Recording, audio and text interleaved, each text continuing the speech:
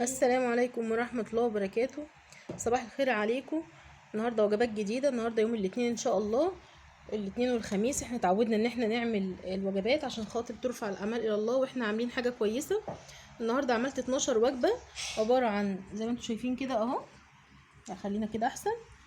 رز بشعرية ولحمة وبطاطس ونص ليمونة مخللة. الناحية الفاضية دي انا بعت اجيب عنب دلوقتي او بلح، هنحط ان شاء الله ثمرة الفاكهة في الجزء ده. الطبق ما شاء الله مشبع وكبير. بصوا يعني حطت اللحمه ما شاء الله كبيره.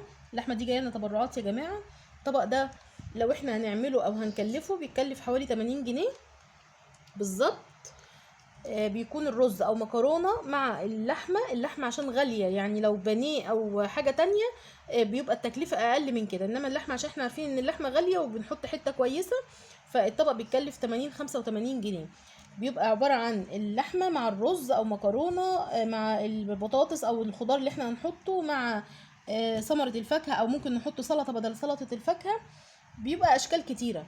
الطبق ده ممكن انت تعمليه في بيتك وجبة زيادة من وجباتك، ومش شرط حتة اللحمة الكبيرة، ممكن تحطي نص اللحمة دي مثلا او تلتها او طبق واحد بس يبقى فيه حتة لحمة. المهم ان احنا نعمل يعني وجبة تفرح، وجبة مشبعة، وجبة اللي يشوفها كده يعني ينبسط كأن عندك ضيف. شوف انت لما عندك ضيف بتقدمي له احسن حاجة وبتقدمي له اكتر حاجة بحيث انه يخرج من عندك مبسوط وشبعان. فالناس اللي احنا نديها الوجبة دي من حقها انها تشوف وجبة مشبعة وتفرح بيها. مش كل الناس بتعمل لحمة، ومش كل الناس بتعمل اكل كويس، ومش كل الناس عندها وقت ولا صحة ان هي تعمل. فنفرحهم بحاجه كده لله، تقربا لله. واليوم اللي بيعدي ما بيجيش زيه يا جماعه. اعملوا اي فكره، اعملوا اي حاجه حلوه، ما تعدوش يوم من غير ما تعملوا صدقه. يعني احنا امبارح مثلا ما شاء الله عملنا كميه فشار وزعناها على الاطفال في الشارع. ممكن تجيبي شويه قرص من الفرن لو انت مش قادره تطبخي او مش قادره تعجني او مش قادره تخبزي، مش عايزه تقفي، مش عايزه مجهود، لكن ما تستسهليش وتدي مثلا فلوس او كده. ادي اطعام، لان الاطعام ده ما شاء الله يعني ثوابه عظيم جدا.